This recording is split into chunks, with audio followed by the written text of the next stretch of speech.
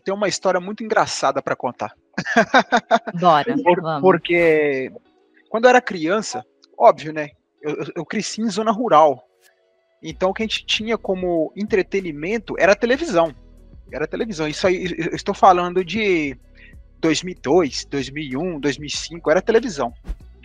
E como a Yane disse, né, Chaves era um entretenimento legal. Eu cresci assistindo Chaves, só que o mais curioso é que o Chaves, no Brasil, a grande maioria, a esmagadora maioria das pessoas conhece o Chaves apenas em português, né? Agora vem o mais curioso. Quando eu tinha uns 10 a 12 anos, mais ou menos, eu já trabalhava já em zona rural, aquela coisa toda, e eu comprei meu primeiro DVD, o aparelho.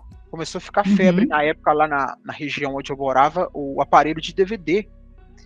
E então, assim, o doninho da venda lá, do barzinho lá da vila, tinha os DVDs, né?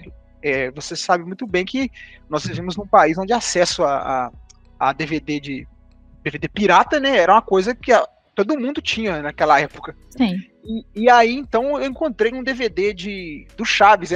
O título era Chaves Episódios Perdidos, porque houve um problema, uma época na Televisa lá, pegou fogo. Eu acho que foi na Televisa ou no SBT. É uma história muito engraçada. Depois eu pesquisei, depois eu posso trazer mais detalhes sobre isso. Mas aí, eu comprei o DVD de Chaves e tinha a opção de assistir em português e em espanhol. Na capa estava escrito assim, áudio dublado ou espanhol original. E eu sempre fui uma pessoa muito curiosa por idiomas, no geral. Então, ali com 12 anos, eu tive acesso ao áudio original do Chaves. Eu achei, assim, engraçado. Tinha legendas e tudo, mas eu achei curioso. É como aquele olhar de criança, né, pré-adolescência. Eu tinha aquela visão, aquelas vozes daqueles dubladores já na cabeça, e eu fiquei tentado a conhecer as vozes originais. Então eu posso dizer que o meu primeiro contato assim, com o espanhol mesmo foi assistir do Chaves. Apesar de que a maioria dos brasileiros não tiveram esse contato, o meu foi assistir do Chaves. Tanto é que a primeira palavra ou expressão em espanhol que vem à memória que eu aprendi foi La Tienda del Chavo. Que é justamente aquele episódio que ele tá vendendo os refrescos de groselha, de tamarindo, aquilo todo. Sim. Então, isso ficou gravado desde muito cedo na minha cabeça, esses episódios do Chaves, né? Aprendi que era basura. Aí eu conto mais. Quando eu fui fazer Enem, eu optei pelo espanhol na época, porque eu nunca fui uma pessoa assim que domino bem o inglês. E aí, então, eu optei pelo espanhol. Vou na cara e na coragem. Nunca tive aula de espanhol, mas vamos na cara e na coragem. E nisso tinha as questões, né, de espanhol para poder responder. E teve uma questão que eu acertei justamente porque eu sabia o que era basura. Graças ao Chaves naquela época. Isso aqui eu assisti no Chaves. Então, assim, o meu primeiro contato, assim, de forma, não de estudos, né, mas de interação com o idioma espanhol foi através do Chaves. Mas muito avançado, porque, gente, eu demorei muito pra saber, pra ter noção, raciocinar que Chaves era de outro país. Eu também. Demorei demais. Exato, nossa. Eu também só tive esse acesso já, assim, depois que acho que eu já estava na faculdade, assim, eu já sabia que o Chaves era mexicano, né, e que falava espanhol, mas ter acesso aos vídeos mesmo, só tive na faculdade, né, não tive antes. Porque, inclusive, alguns episódios do Chaves, né, eles fizeram umas traduções muito, assim, enraizadas, né, falava do Pelé, aí falava das férias no Guarujá, aí depois a gente fica tipo, é Brasil ou não é?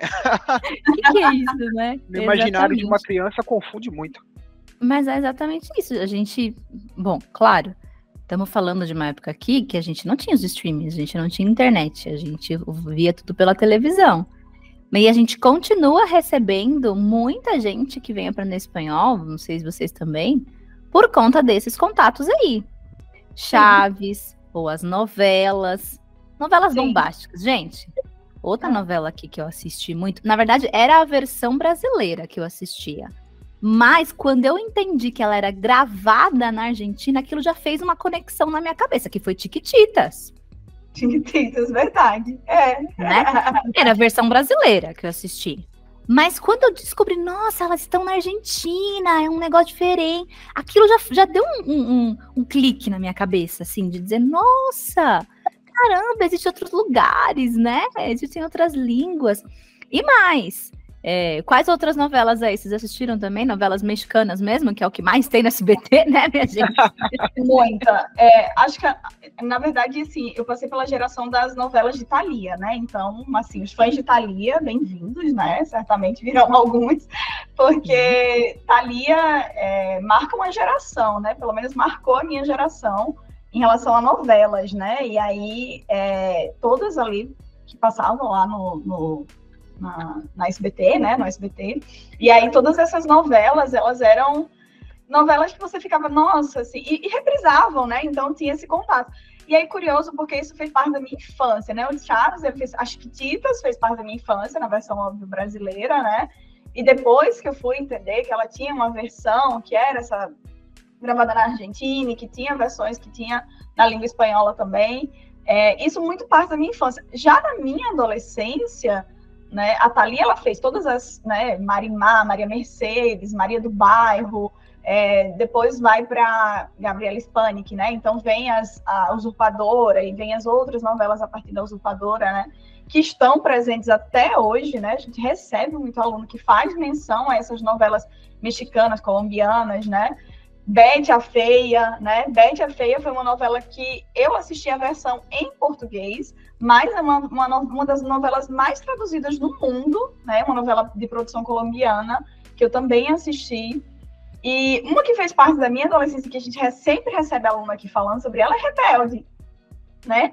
Rebelde, eu assisti a versão mexicana, né? Eu assisti a versão de produção mexicana, óbvio que traduzida ao português, né? Então, tem umas traduções que são até um pouco duvidosas, mas eu assisti. E aí, eu marco o fim da minha, né, era, assim, de novelas, acho que assistindo RBD. Ali foi até ali que eu assisti novelas que não eram de produções brasileiras. Então, eu assisti algumas versões. E, tristemente, assim, falando para os meninos, eu não sou muito fã das novelas, né, de modo geral. Eu era muito fã da Usurpadora, adorava assistir tudo, mas nunca foi algo que me prendeu muito e algo que me fizesse realmente ter uma ponte de conexão com a língua. Nunca foi através de novela, né? Foram através das séries e principalmente dos filmes, né? Mas elas certamente marcaram aí uma geração que até hoje trazem de forma muito saudosa, muito feliz, o amor e a paixão pela língua espanhola através dessas produções, que depois eles vão descobrir, né, que ela é uma produção mexicana, mas até então eles têm acesso a isso através da língua. O João é um caso muito raro, eu nunca tinha conhecido alguém que teve contato com o Chaves em língua espanhola, até então nunca tinha tido esse contato, né? Já tinha tido contato com pessoas que tinham visto novela de Thalia em espanhol, mas o Chaves para mim foi bem raro. Mas o que eu acho que aconteceu muito com RBD, aliás, João, você era fã de RBD ou não? Eu não. Na verdade, os alunos podem até não gostar do que eu vou falar aqui agora, mas é porque assim, quando eu era, o RBD explodiu, eu já era adolescente. Eu também. E eu tinha uma prima que era muito fã de RBD. Muito, mas muito. Era caderno do RBD. Era mochila do RBD. E ela só falava de RBD. RBD no ônibus. RBD em casa. Então, assim, aquilo de certa forma me criou uma aversão à novela em si. Nossa. Então, eu me comportava do tipo, poxa, nossa, só fala disso, não quero assistir. E ela falava, vamos assistir, eu não quero assistir.